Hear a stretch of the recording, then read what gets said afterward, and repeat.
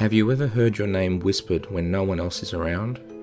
And just what lived in a little girl's closet? Stay tuned to find out. The Nun's Bad Habit. A family lived here in a house that was said to have been built over the former grounds of an old cemetery and orphanage. There were not supposed to be any graves under the construction, as when these areas are built over, generally graves are moved to another location. Although they lived there for many years, Carly, the young daughter of the family, who was about 4 years old at the time, continuously told her parents that she kept seeing a lady in the house.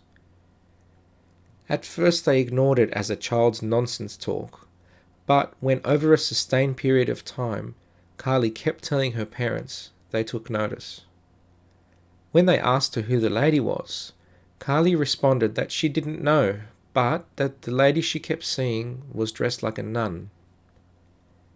As time went on, this nun would appear to Carly over and over again, and eventually Carly started to get annoyed.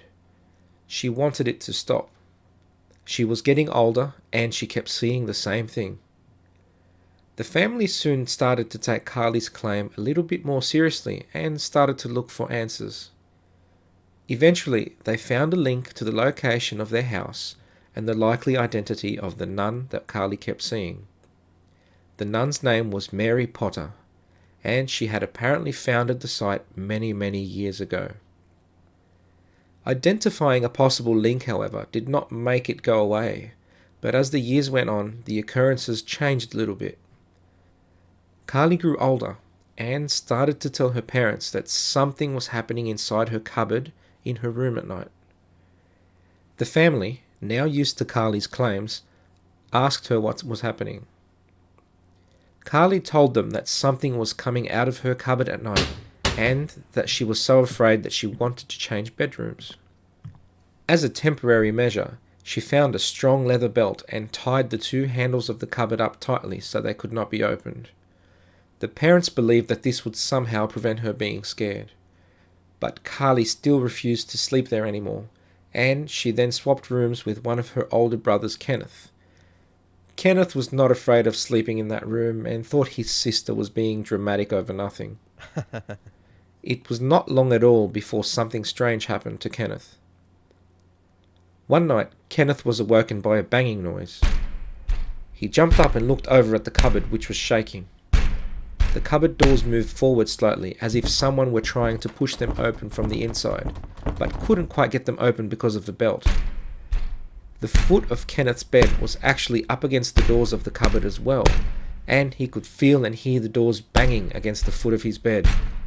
The banging continued for some time and terrified him.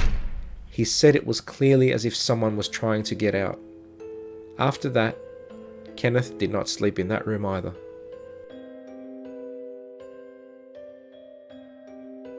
Ashes.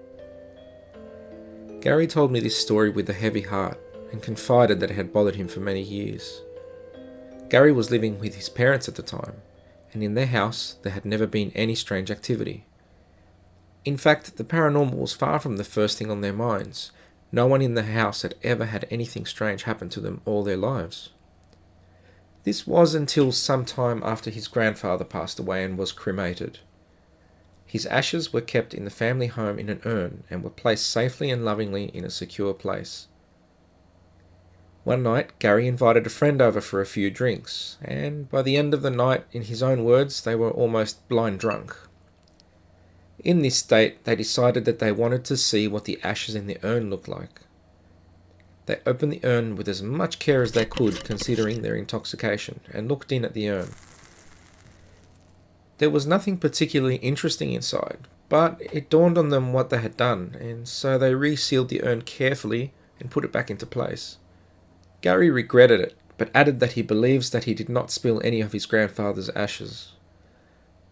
The problem was that from then on, the family, who had never experienced anything strange, would frequently hear footsteps through the house. Gary and his family noticed that the footsteps were not single, slow movements like the natural movement of floorboards, but that they were rapid and deliberate steps, as if someone was stomping through the house. Another thing that began happening from that point onwards was that when you sat in the lounge room or on the veranda, you could hear the light switches in the kitchen being flicked on and off when no one was in the kitchen. Gary admitted to me that he regretted opening the urn and hoped that in doing so he hadn't disturbed the spirit of his grandfather.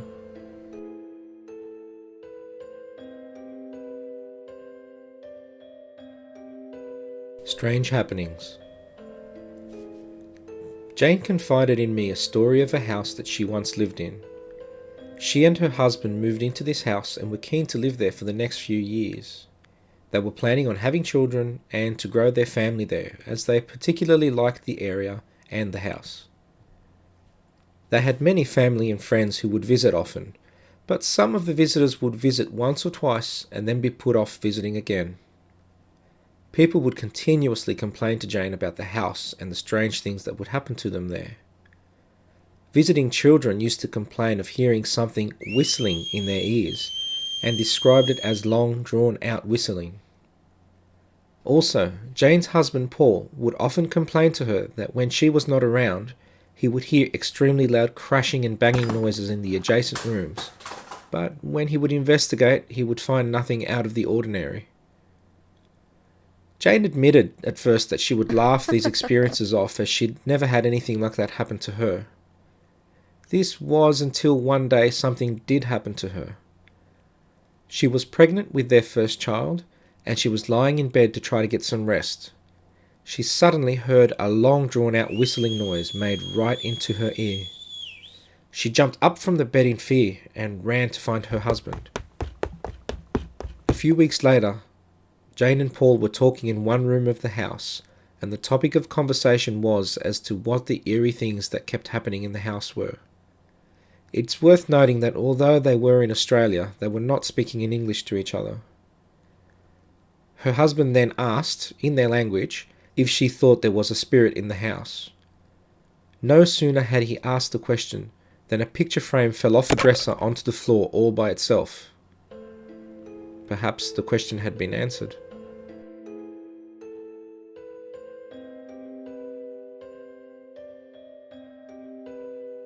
Quiet whispers. Like many a bar, there are stories here of a bar that is fabled to be haunted. Whether or not this is true, it had no relevance to some staff members who worked here, as they strongly believed it due to all the occurrences there. Throughout the time that any staff member worked there would always be strange happenings. New staff would soon experience them, and the old staff had some stories to tell. I had spoken to a few of the staff there, and they described these events as mostly happening after the bar had closed. Even the bar managers would hear steps in the back room creaking as if somebody was coming down them. However, they did not seem to be random creaking noises that old wooden stairs might make. They seemed to be deliberate and real steps. The creaking footsteps would start at the top of the stairs and make their way downstairs. Other things began to happen. A glass might fall off the bar by itself, a light might switch off by itself, the floor might creak in a certain way as if somebody were walking on it, or the hair on the backs of the staff members' necks would stand up for no reason. The occurrences were mostly limited to that kind of thing for a very long time and did not escalate until one particular night. Samantha was balancing the money at the end of the night after closing. She soon heard some of that creaking down the stairs. It was by now a familiar but still unsettling sound, but she continued counting the money and recording the night's takings anyway. The creaking footsteps stopped, and the place was deadly silent for a time. A few moments later, she heard her own name clearly whispered into her ear by a strange voice. She turned startled to look around, but there was no one there. She turned cold and screaming and crying, she ran out of the bar to the street. She was so scared and couldn't comprehend what had happened that she admitted having to undergo counselling after the incident. Staff at this bar now refuse to stay behind by themselves anymore at the end of the night. When they leave, they all leave together. It may seem crazy to you, but this is their reality, their experience, and to them it's real.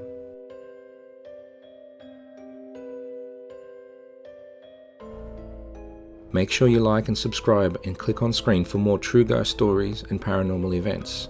And send us your true ghost stories. Our contact details are below.